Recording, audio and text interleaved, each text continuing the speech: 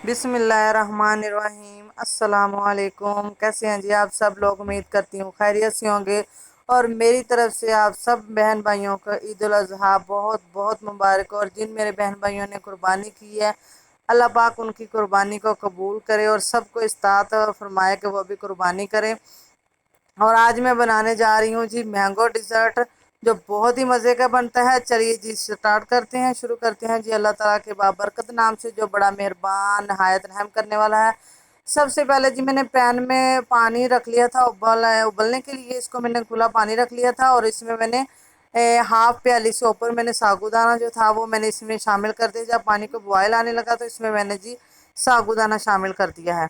और इसको जी हम तकरीबन 12 से 14 मिनट के लिए हम इसको कुक करेंगे। और जब ये 12 से 14 मिनट हो जाए तो फिर ये देखें जी ये मुकम्मल तौर पे कुक हो जाएगा। अभी ये बिल्कुल वाइट वाइट है। जब इसका कलर मुकम्मल तौर पे चेंज हो जाए तो फिर ये जी हमारे लिए बिल्कुल तैयार हो जाएगा। अब हमसे इसके 10 से 12 मिनट के लिए कुक करते हैं और फिर इंतज़ार करते हैं। इसको जी साथ साथ हमने चम्मच हिलाते जाना है और देखते जाना है। थोड़ी थोड़ी देर के बाद हम इसमें जी चम्मच चलाएंगे।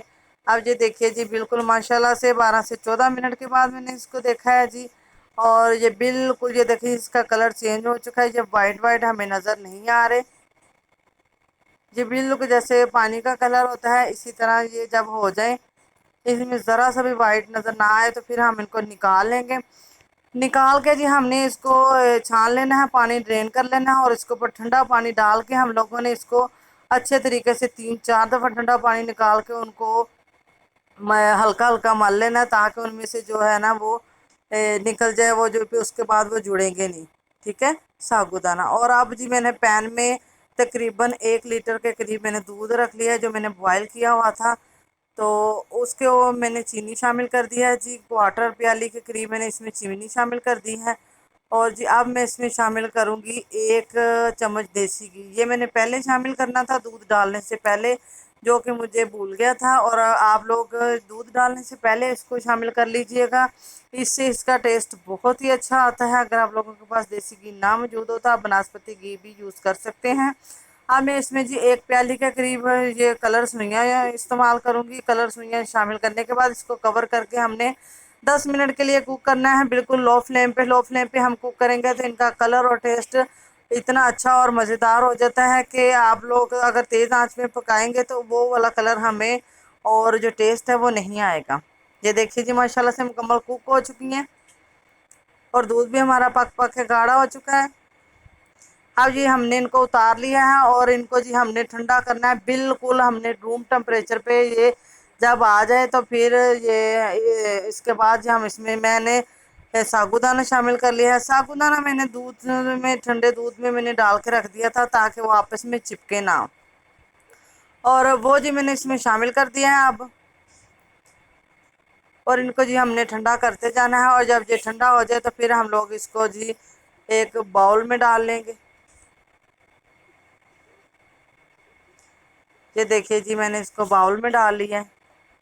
और अब बाउल में डालने के बाद जी अब हम इसके जो आगे इसका प्रोसीजर है इसके लिए वो हम तैयारी कर लेते हैं। तो मेरे पास ये 2 मैंगो थे, इनके मैंने जो छिलके हैं वो रिमूव कर लेने हैं।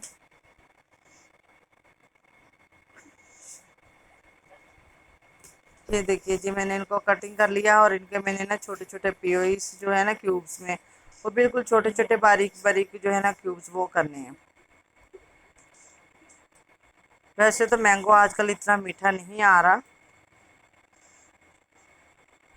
ये देखिए जी इस तरह के हमने इनको पहले कटिंग कर लिया है, फिर इस तरह सीधी कटिंग करेंगे।